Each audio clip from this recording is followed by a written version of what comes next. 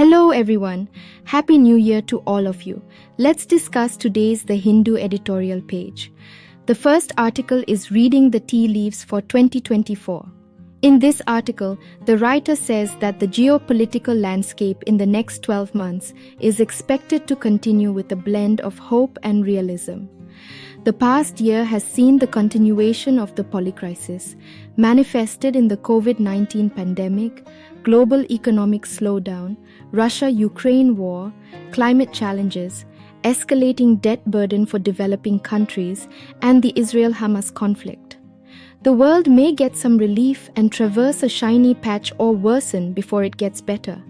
India's recent record of speedy economic growth drives its proactive diplomacy aimed at ending conflicts by using dialogue and negotiations as the preferred path to peace and prosperity.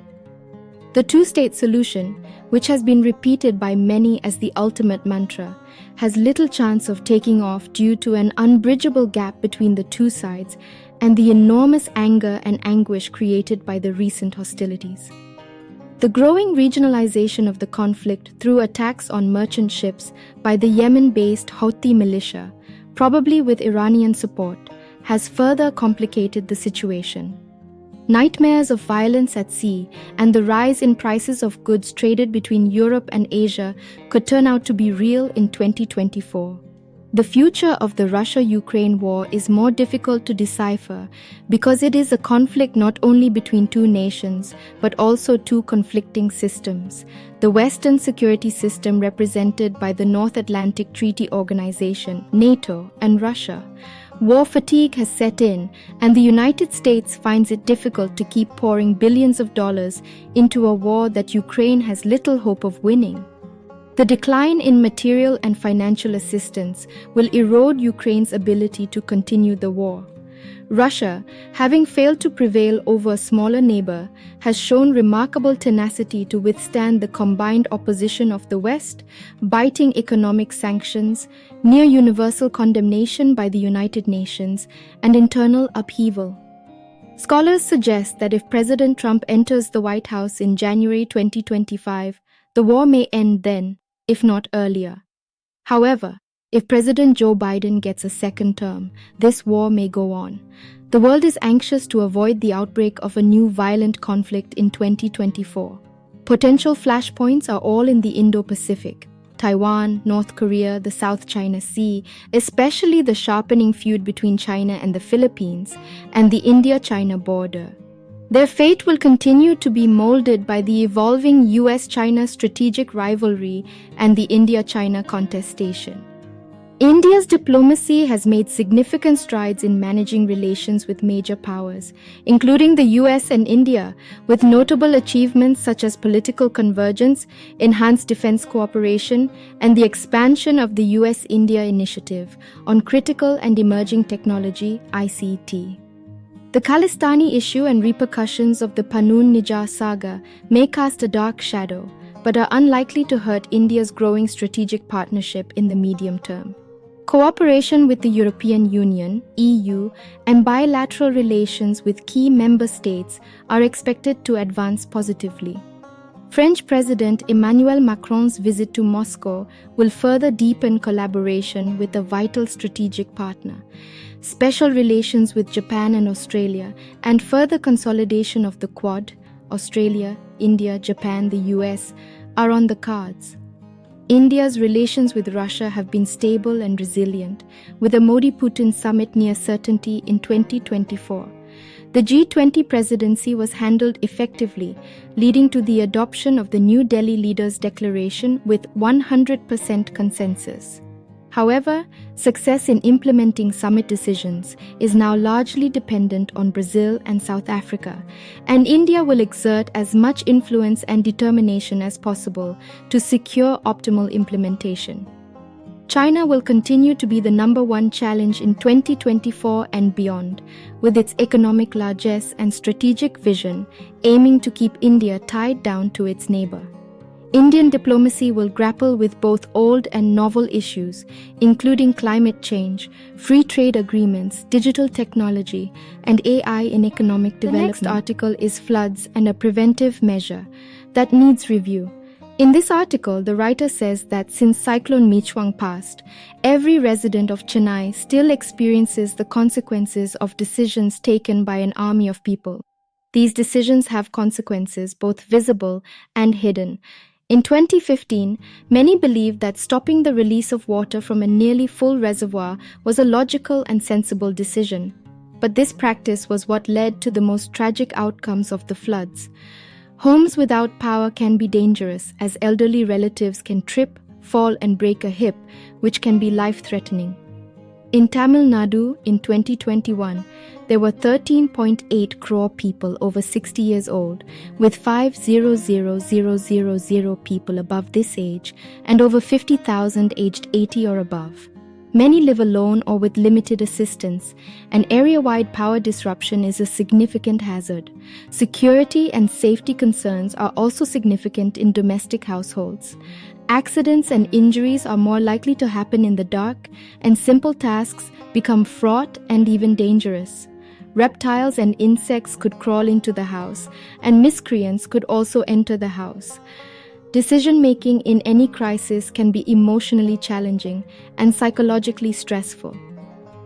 When the scale of these decisions is large and the nature of a disaster is cataclysmic, the process becomes an extreme test of intellectual and analytical judgment, as well as that of personal strength and confidence. The potential cost of mistakes looms large in a decision-maker's mind, which tends to be more often towards conservative options being preferred. The dangers from inadequately considering the flip side can lead to equally serious complications due to inaction. Shutting off the electricity supply in the event of a storm can be life-saving, but restoring supply promptly afterwards is also vital to save lives and safeguard against terrible individual consequences. A bureaucrat or government employee who has been granted executive power to decide to turn off the electricity supply power to a region, neighborhood, street, or small area/home should be able to justify the decision and document the reasons in real time during a review.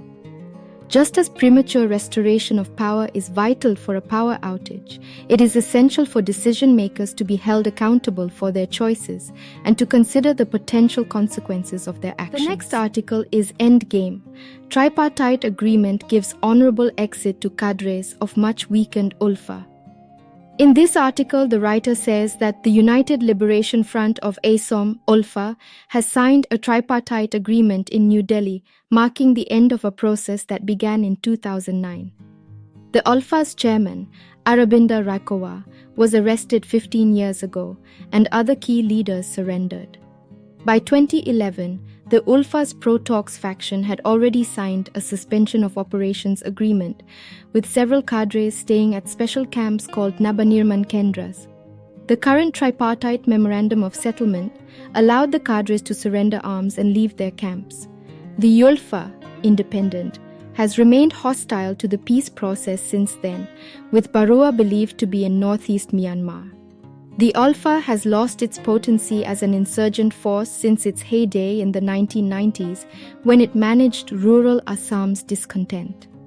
Military operations by Bhutan in the early 2000s broke its insurgent might, and later, the Sheikh Hasina-led Awami League government handed over most of the ULFA's leaders. Since then, the pro-talks faction has revised its charter of demands to accommodate the interests of the indigenous people of Assam while seeking an honorable exit. The delay in the conclusion of talks has led to some cadres leaving the camps, with a few joining the ULFA. The threat of military from the remnants of the ULFA might have subsided dramatically over the years in Assam, but much needs to be done to raise the livelihood standards of the peasantry in the northeastern state. The next article is Parade of Unity.